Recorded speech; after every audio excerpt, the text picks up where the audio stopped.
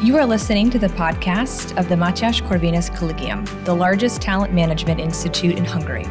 If you want to know more about our mission, please look up our English website at mcc.hu/en or check out our Facebook, Instagram, and Twitter channels. For interesting articles and analysis of our professors, external contributors, and students, look up our knowledge base at corvinec.hu/en. Welcome everyone at the latest installment of the Diplomaci podcast. I'm Bence Szabó, director of the Diplomaci project here at MCC. And now we have quite a special situation at hand, as currently the Mathias Corvinus Collegium is having its peace conference.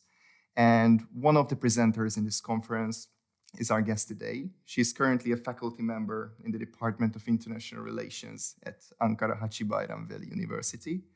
And she's vice director of the Institute of Graduate Programs. What we're going to talk about now is the future of diplomacy and, more importantly, female presence within the diplomatic field. And our guest today is, I hope I will not butcher it, Suay Nilhan Acikalin. Thank you very much for being here with us. Thank you for inviting me. And just to kickstart everything, why did you decide to dive deep into the world of diplomacy, especially from a Turkish point of view? Well, it's not an easy question. I can say that I'm a young scholar, by the way. The main motivation of mine since my childhood, I'm so keen to work on diplomacy, but I wasn't sure I would be academic or diplomat. But I ended up with it for now, at least until now, as an academic. The one reason, because of my mom, because she's also academic, she's professor, and she's generally encouraging me to be part of academia. And secondly, why I choose especially the international relations. Since my childhood, I have a direct interest and really kind of considering a very heart of mine is partially divided into the world politics. So that's why I found myself to talk about the world politics in a young age as associate professorship. But the life is still so long.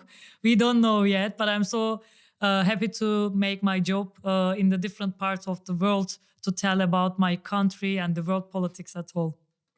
And as you started being interested in world politics at a very young age, how did the world change from the moment you started getting interested in the world and now? It's a long question. I born in 1999, actually. So when I was born, there was a time that when the Cold War ended. And I remember from my childhood, because our country, Türkiye, is located in a very interesting geopolitical position in the world map, where we have generally had a chance to see almost all conflict in last 2 decades because it was all around us. So thanks to my country's positions and our history and the culture as well, to look over how the world changing in last 30 years since I was born, I can say that now we are living in a very fast, very dynamic, and a very unpredictable international system. Even I remember when I was the undergraduate students in your age, we were talking about very different issues. We consider the climate change and other issues as a soft topics. We never mentioned about this. And 10 years later, now we have the climate change as the biggest priorities. We have the war in the Russian-Ukrainian war. So my generation, generally I found my generation is lucky that we have never seen World War or the regional war, but through the last decades, we saw more unpredictable, more easily changing international system. And also, we are living in a post-truth age right now. I mean, it is quite, I think, how can I say, a very effective reality that we are living in a post-truth society. Everything can be considered in a different perspective in a different parts of the world. So it's more exciting if you ask me, but it's more chaotic at the same time. Not easy to navigate within this kind of international system for nation states and also other actors. And also during the panel discussion, one of the speakers actually mentioned this concept that we are not living in a multipolar world, but in a polycentric world. So there are different kinds of regional centers in the world trying to exert their influence. Coming from a Turkish point of view, would you agree with this statement, or what is your take on this? Actually, I totally agree with this because right now, especially in last 10 years, we couldn't see just only the American hegemony or the Russian hegemony. It's obvious that there are some rising powers and that there's a transition from the regional power to global power, and Turkey is one of them. It's obvious that in our region, my country has been rising more than a regional power in terms of its military capability, but it's also in terms of its economy and also soft power tools that has been developed in last 2 decades. I totally agree with this, the regional power centers in the world, because we see on the other hand, India over there, we have the Latin America countries, we have the China, but if you ask me, China is both regional and the global power somehow. And we have the Indonesia, Malaysia, they are all rising and they are all under the transition from the regional to global power. And if you ask me, the equilibrium in the international system has been determined by the not the big players anymore, but the different regions and the different regional powers. And it will be the same in upcoming probably 5 or 10 years. And then we will see this is not a real multipolar world, but it's a multi-centric and a multi-regional world actually. And as we are turning towards the role of regional powers, the relevance of Turkey in resolving the Russian-Ukrainian conflict is becoming more and more relevant, I would say. Would you say, or how would you say Turkey could play a significant role in participating, not participating in this conflict? That sounds horrible. Thank God. No, not at all, not at all. But how can Turkey help resolve this conflict? Where do you see Turkey's role in this conflict? Actually, it was the main part of my speech in the panel was dedicated to Turkey's role in the Russian-Ukrainian war. Because we should accept that there's the Russian-Ukrainian war, one of the devastating wars that the European continent has been faced since the World War II. And from this perspective, how the Türkiye has been playing the role. First, Turkey is the only country, and our president, especially Erdogan, is the only the leader who can talk with both Putin and the Zelensky at the same time. And we were the first country. We were just focusing on the last year when the war was started, but actually the war was started when the Russia invaded Crimea in many years ago. And at that time, most of the European powers were in the silence, and the Turkey was the only country who says that we should keep the unification of the Ukrainian border. And later years, today now, Turkey is the only country. They try to be bringing the both parties into the negotiation table.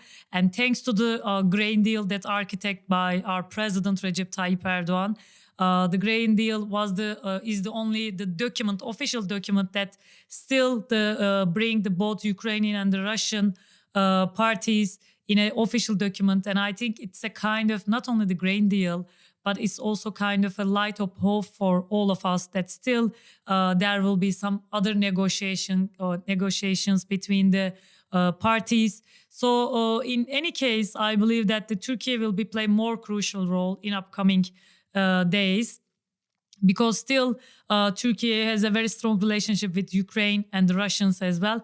And also with the grain deal, Turkey managed to bring the United Nations in a more effective role during the grain deal agreement process. So I believe that Turkey will play a both facilitator and also mediator role in if there will be upcoming peace negotiations compared to other countries. And to conclude this conversation, I must take things from a global perspective to a micro level, and more importantly, to the people who do diplomacy, the diplomats in general, because the students who are also part of my project, we also try to see our role in this global picture. And my last question for you would be, where do you see the direction diplomacy is taking? And also, given the fact that the world is becoming more and more equal, what do you see? How can female diplomats contribute to a much more efficient or better diplomatic practice, I would say? First of all, in the beginning of the year, I wrote a both theoretical and practical article for our Minister of Foreign Affairs journal related with the how we will see the future of the diplomacy. The first things I can say that international system, nature of the system has been changing. So we need to revisit our sets of skills when it comes to the diplomacy. We need to revisit how we understand the diplomacy practices. So the new world needs a new sets of skills for diplomats, and this new international system needs more, diversification when it comes to the diplomacy practices. It can be said that right now the diplomats are not only the persons who are conducting the diplomacy between the actors. Right now, everyone can be the part of international system and the diplomacy between the countries, because we have the social media. You can tweet someone else, other countries' leaders or the Minister of Foreign Affairs.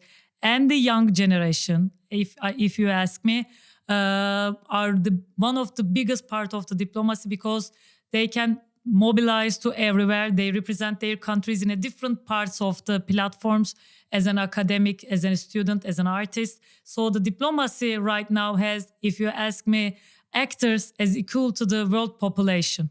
This is the first reality. The second one related with the women's, I can say that as a woman, I will be proud when I see the more women diplomats across the world. I can give one example. Our ambassador to Hungary, Gülşen Karanisekçioğlu, she's right now currently ambassador in here, and she's one of our successful ambassadors as a woman, and she's good friend of mine.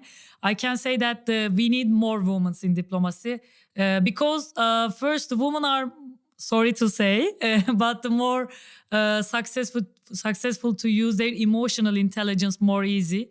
It's a biological fact. The second one, when you look over some research related with the negotiations, scientific research shows that if there are more than one woman in some group of negotiations, there is likely to be more percentage to reach deal compared to the groups who doesn't have any woman. So there are some scientific facts also support us to be more in diplomacy. But at the end of the day, if you ask me, the women's in any sectors, doesn't matter, it's a diplomacy or academia like me, would be great to see in the international relations.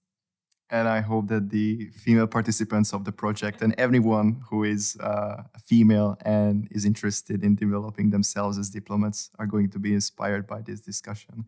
Suay, thank you very much for taking your time with us. Thank you.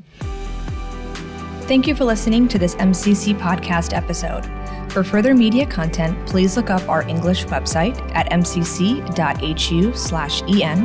or look for us on Facebook, Instagram, and Twitter. If you want to read more by our professors, external contributors, and students, check out our knowledge base at corvinec.hu/en.